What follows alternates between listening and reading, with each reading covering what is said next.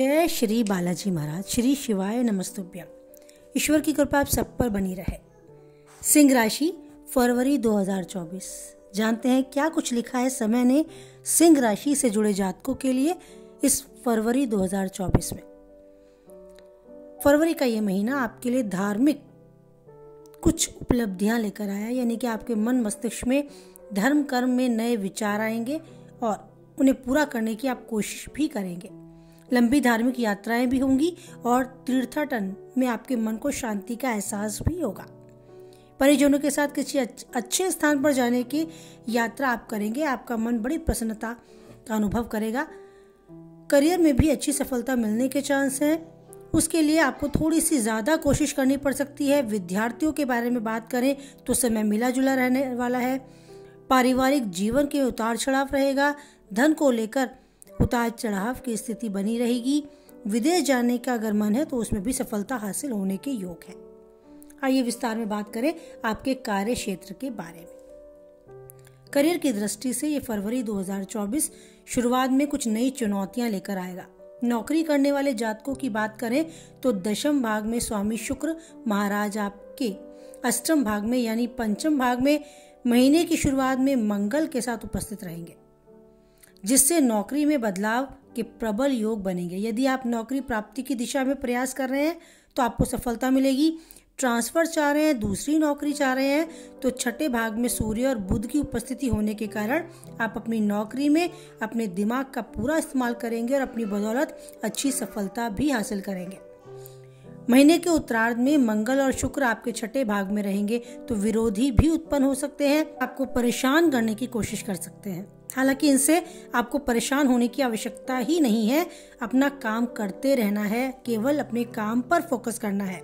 व्यापार जगत में लोगों के लिए महीना बहुत अच्छा जाने वाला है, क्योंकि सप्तम भाव के स्वामी शनि महाराज सप्तम भाग में विराजमान रहेंगे और धीरे धीरे आपके व्यापार में उन्नति लेकर आएंगे। आपको बाहरी माध्यमों से अपने व्यापार में सफलता मिलने के बहुत अच्छे चांस हैं। व्यापार के सिलसिले में की गई यात्रा भी सफल होगी। कुछ दीर्घ सूत्री परियोजनाओं को शुरू करने के लिए समय उत्तम रहेगा, जिसका भविष्य में आपको बहुत अच्छा खासा लाभ प्राप्त होगा। अच्छी बात यह है कि इस महीने आपको मंगल और शुक्र पंचम भाव में बैठकर आपके एकादश भाव में दिखेंगे, जिससे आपकी आमदनी में जबरदस्त बढ़ोतरी के योग है। वहीं दूसरी तरफ सूर्य और बुध भी द्वादश भाग में देखने में होंगे तो खर्चों में भी तेजी आएगी। हो सकता है बेताशा खर्चे बढ़ जाएं, पर खर्चों पे कंट्रोल करें। आपकी परेशानी का कारण खर्चे ना बने, इस बात पर विशेष रूप से आपको ही ध्यान देना होगा। बात करते हैं आपके प्रेम व वैवाहिक जीवन की। यदि आप किसी के प्रेम में हैं तो महीने की शुरुआत बहुत ही खूबसूरत जाने वाली है। मंगल और शुक्र पूरी तरह से रोमांस के योग बनाएंगे।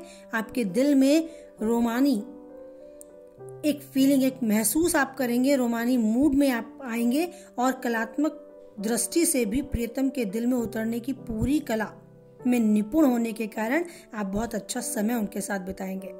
आप दोनों के बीच में सामंजस्य होगा और बहुत ही खुशनुमा माहौल आपको आपस में मिलेगा। एक दूसरे के दिल के करीब आप महसूस करेंगे और रिश्तों में खो जाएंगे। आपके प्यार को आगे बढ़ता देखकर आपको खुद को प्रसन्नता होगी और आपके प्रियतम में भी बहुत कुछ करने की, अपनी फीलिंग आप तक पहुंचाने का जज्बा होगा। आप उनका मार्गदर्शन भी करेंगे। इससे आपके रिश्ते में विश्वास और मजबूती आएगी। रिश्ता और परिपक्व होता नजर आएगा। यदि विवाहित जातकों की बात करें तो वैवाहिक जीवन में भी यह महीना बड़ा अनुकूल है। शनि महाराज सप्तम भाग के स्वामी होकर सप्तम भाग में विराजमान रहेंगे। जीवन साथी के प्रति समर्पित आप रहेंगे और सभी में प्रेम पूर्वक आपका व्यवहार दिखाई देगा।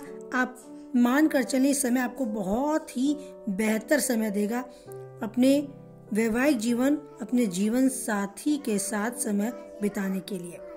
मानकर चलें, महीने के उत्तरार्ध में यानी 13 तारीख को सूर्य के सप्तम भाग में शनि के साथ आ जाने से फिर 20 तारीख को बुध में भी कुंभ राशि के में सप्तम भाग में आ जाने से आपकी व्यर्थ के वाद विवाद और अहम का टकराव थोड़ा सा हो सकता है। इससे बचने की आपको कोशिश करनी होगी और जहां तक संभव है वैवाहिक जीवन का लाभ उठाते हुए इस समय को बड़ा यादगार बनाना होगा। पारिवारिक जीवन, आपके पारिवारिक जीवन के विषय में बात करें तो फरवरी 2024 के लिए सिंह राशि के जातकों के पारिवारिक जीवन में काफी कुछ अच्छी शुरुआत होने जाएगी। चतुर्थ भाग के स्वामी मंगल पंचम भाग में रहकर आपसी प्रेम और सामंजस्य की भावना को बढ़ाएंगे, लेकिन दूसरे भाग में पूरे महीने केतु की उपस्थिति परिवार सदस्यों के बीच कुछ न कुछ मतभेद उत्पन्न कर सकती है।